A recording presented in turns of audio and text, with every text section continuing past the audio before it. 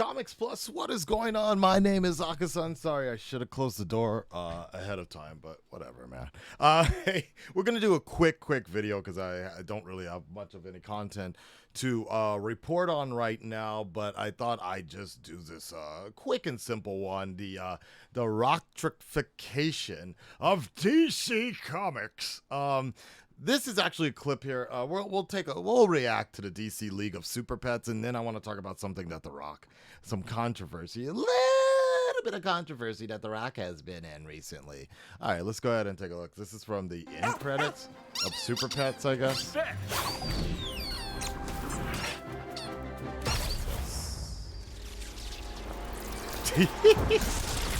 I love it.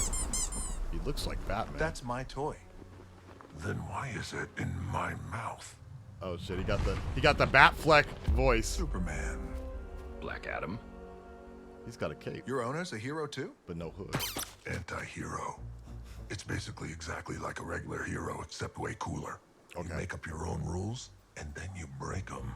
Also, you can ignore most moral and ethical conventions because no one can stop you. Yeah, that sounds a lot like a villain. Anti-hero. Right. If he's anti a hero, then isn't he a villain? Villain, right? He's an anti-hero, or Black Adam will destroy you. Very villain thing to do. It's a fine line. Not gonna lie. Well, whatever he is, I bet he can't fly to Pluto. Oh, there you Oh go. yeah? Watch him. So there we go. This is like the Pixar My DC. toy. All right. I can't wait till this Do you movie got comes these out kind of powers, super dog? in Japan. Well, no. I think it comes out. So is the one problem here is that I think it's coming out at the end of this month in Japan, but I think it's only going to be released because it's treated as a kids movie. So they're only going to release it dubbed without. So sometimes they'll release it in English with Japanese subtitles, but for a lot of cartoons, they tend to just release it straight Japanese dub, and like the entire jokes are completely different. Like Finding Nemo, man. I watched that the other day in Japanese, and like and Cars also. The context is completely different, which is understandable. For example, what was it? There was a piss joke. There was some sort of piss joke in Cars, and it was completely disregarded into something else because it just wouldn't have made it sense. Piss bowl or something? No. I don't know. Anyways, so the other thing I wanted to get into was The Rock was in the news recently, and it started to become a little bit of a controversy here. Is Dwayne Johnson over here? Dwayne Johnson fought to keep Black Adam out of Shazam to avoid doing a disservice to the character. And obviously, as most things are on the internet go, people just see the headline and people start getting mad. And even The Rock has actually come to, even Rob Liefeld. By the way, it was kind of funny that the Rockification of DC in this scene here, literally The Rock voices 3/4 of everybody in this scene. Three of the 4 people are living beings in this scene. The Rock is voicing, so he's definitely the man. He wasn't kidding. The state of the DCEU, the state of DC films is about to change, and it's changing all right. So yeah, so people were kind of getting on The Rock about this situation. Only reading this the title. Rob Liefeld, been reading comics for 48 years. Black Adam has no significant presence or stature in DC's history prior to The Rock turning his gaze on him. Not a criticism, a simple fact. All right, Rob Liefeld. All right, Rob. Okay, buddy. Okay, have a cookie. Let me go ahead and skim this really quick. Considering The Rock is one of the world's biggest action stars, may find it surprising he's waited this long to star in a comic book franchise, blah, blah, blah, blah, blah, blah, blah. Black Adam and Shazam have always been foes in the comics, having received their superpowers from the same wizard.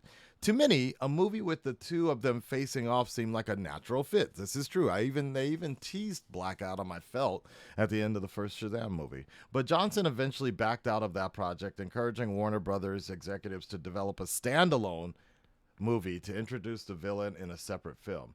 Johnson got his wish, and Black Adam is scheduled to hit theaters this fall. In a new interview with Vanity Fair, Johnson explained why he held out to ensure Black Adam got his own movie. When the first draft of the movie came to us, it was a combination of Black Adam and Shazam, 2 origin stories in one movie, Johnson said. Now, that was the goal, so it wasn't a complete surprise. I agree. It kind of makes sense. But when I read that, I just knew in my gut, we can't make this movie like this. We would be doing Black Adam an incredible disservice. Okay. Okay, Rock. All right. It would have been fine for Shazam having 2 origin stories converge in one movie, but not good for Black Adam. Okay. That sentiment prompted Johnson to make a phone call voicing discomfort with the idea. He explained that Black Adam and Shazam are fundamentally different characters, and introducing them both in the same movie would be a disservice to both of them. I mean, I don't know, man. He believed that in the end, any potential showdown between the 2 characters would be richer if they were both introduced in separate films. Let's hope. Well, I mean, the real thing is let's hope Black Adam makes a lot of money. That's the concern I have. I said, I have to share my thoughts here. It's very unpopular because everybody thought, hey, this script is great. Let's go make this movie. I said, I really think that you should make Shazam, that movie on its own in the tone that you want. And I think we should separate this as well. Well, let me take a look. So The Rock responded to this because, it is what it is, right? Where's The Rock's comments? Okay, so The Rock says 100% true. Original script had both Black Adam and Shazam establishing their origin stories in one film. I fought hard for both characters, plus the JSA, to have their own standalone films for the fans to enjoy and protect Black Adam's ruthless and extremely violent tone as we built out the DCEU. I mean, but here's my. I mean, look, Josh is kind of saying it the best. He's like, dude, Black Adam isn't some main central villain antagonist of the DC universe. He's literally one of Shazam villains. It would have been totally appropriate for Black Adam to be in the original Shazam film. Rock is being Rock. He doesn't want to be Black Adam. He wants to run DC. I mean, yeah. I mean, like, it is interesting though. Because like, as a minor Black Adam fan, as somebody who only knows Black Adam through Shazam, and I believe it was the New 52, and that series, and the World War III, I believe, that Black Adam caused. It's kind of like, I get it. I get where The Rock is coming from. Ideally, just as an actor, he wants his own movie. Let's put it simple. Like, let's.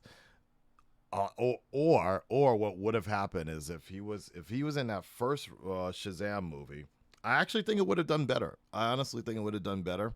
But if they were able to like flesh things out easily, but yes, of course, it would have totally been like The Rock in the background, or he would have just totally taken over the entire movie, and nobody would be talking about exactly. Zach. Now I want to say Zac Efron, but yeah, you know who I'm talking about, right? So I think it's interesting. I mean, I think it would have been fine, but I definitely think an eventual showdown should happen. Hopefully Shazam 3 or some kind of like, I do believe it needs to happen down the line. And maybe this will be the thing that saves DC. I don't know. But this Rockification of the DC, the fact that he wants, it seems like he's pining to have Justice League, to have the Black Adam in the Justice League. It seems like the comics are shifting it that way as well. So if people will be like, well, he's never been in the Justice League. Well, actually, now he is. Just published a year ago or whatever, right? I don't know, man. I don't know. I guess the main thing is like the Rock is a hype beast, right? He's just hyping everything. He's got the Zoloft or the Zol energy drink. He's got the tequila in another hand. He's rocking a Black Adam hat or something like that. The real question is he still going to be doing this after the movie comes out? 2-3 months down the line, is he still going to be pushing Black Adam, and is he still going to be promoting the DCEU, right?